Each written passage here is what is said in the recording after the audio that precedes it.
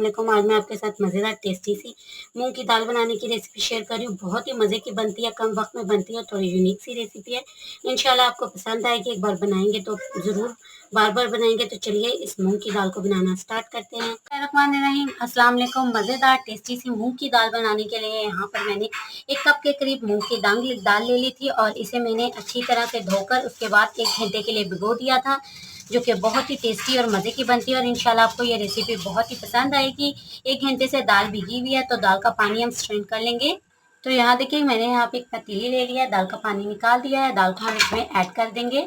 ये कप के करीब दाल थी तो सारी दाल को ऐड करें, किसी भी चीज़ को ज़ाया मत करें। दाल को ऐड करने के बाद मैं इसमें एक दरमियाने साइज़ का बारीक कटा हुआ प्याज ऐड कर रही हूँ। इंशाल्लाह आपको ये रेसिपी बहुत पसंद आएगी। मूंग दाल की आपने बहुत सी रेसिपी ट्राई की होंगी, एक बार इस रेसिपी को भी ट्राई कीजिए। बहुत अलग और कम वक्त में बनकर रेडी हो जाती है। अब हम इसमें ऐड करेंगे 1 अदद टमाटर, जिसे मैंने काट लिया, रफली चॉप कर लिया है। 1 टेबलस्पून इसमें अदरक लहसुन का पेस्ट ऐड करेंगे। अब बारी अब इसमें कोई मसाले ऐड करने की, तो 1 टीस्पून में इसमें नमक ऐड कर रही हूँ, हाफ टी स्पून हल्दी पाउडर, 1 टीस्पून में लाल मिर्ची का पाउडर ऐड कर रही हूँ इसमें। इसके अलावा भी हम कोई मसाला ऐड नहीं करेंगे। तो यहाँ पर मैंने 1 कप के करीब दाल ली थी तो मैं इसमें 3.5 कप के करीब पानी ऐड करूंगी और दाल को हम चढ़ा देंगे। इसे हमें 15 से 20 मिनट के लिए चढ़ाना है ताकि दाल हमारी अच्छी तरह से पूरी कुक हो जाए, प्रॉपर कुक हो जाए। सारी चीज़ों को अच्छे से एक बार हम मिक्स कर लेंगे और इसे अब हम चूल्हे पर ढककर पकाएंगे या तब तक पकाएंगे जब तक दाल हमारी प्रॉपर कुक नहीं हो जाती।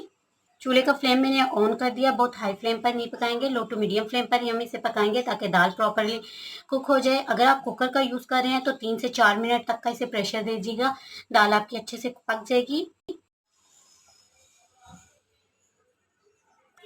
अल्हम्दुलिल्लाह यहाँ देखिए दाल जो है वो हमारी अच्छे से गल चुकी है। तो अब हमने क्या करना है, फ्लेम हमने कम कर देना है। अगर आपको लगे कि पानी थोड़ा कम है तो इसमें आप गर्म पानी ऐड कीजिएगा। ये देखिए कितने अच्छे से ये दाल गल चुकी है। तो अगर आपको लगे पानी कम है तो आप इसमें पानी ऐड कर सकते हैं थोड़ा सा, लेकिन पानी गर्म ऐड कीजिएगा तो आपकी दाल जो है वो कच्ची पक्की सी रह जाएगी। तो अब हमने क्या करना है, फ्लेम हाई करना है और इसका पानी हमें जो है वो ड्राई करना है।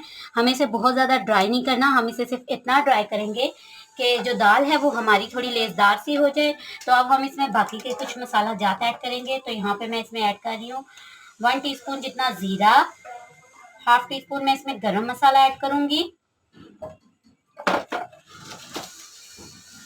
हाफ टी स्पून मैं इसमें काली मिर्च का पाउडर ऐड कर रही हूँ और फ्लेम हाई करके हम दाल को इतना पकाएंगे कि ये दाल जो है हमारी थोड़ी लेसदार सी हो जाए।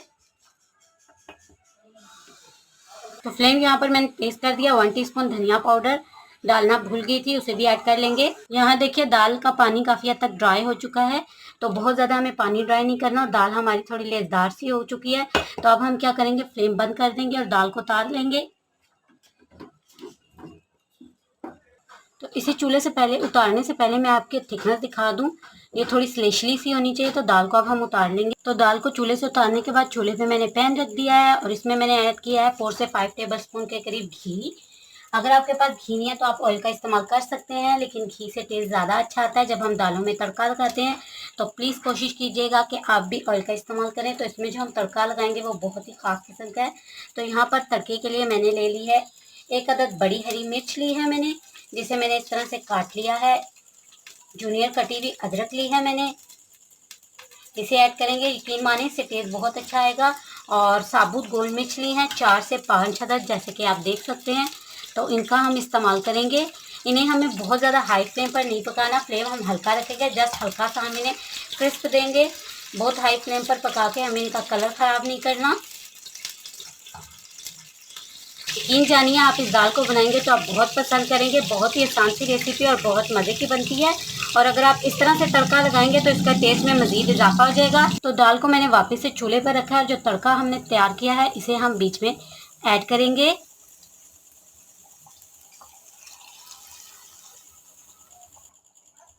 तो दाल को वापस से चूल्हे पे रख के तड़के को मैंने ऐड कर दिया है। इसे अब हम सर्व करेंगे। अल्हम्दुलिल्लाह यहाँ देखिए दाल को मैंने कर लिया है सर्व। बहुत ही मज़े की टेस्टी सी ये हमारी दाल बनकर रेडी हो चुकी है। तो आपने इस रेसिपी को ज़रूर से ट्राई करना है। इंशाल्लाह आपको ये रेसिपी बहुत पसंद आएगी। बहुत ही मज़े की और टेस्टी बनती है, तो ज़रूर से ट्राई कीजिएगा और अपना रखिएगा ख्याल। अल्लाह हाफिज़।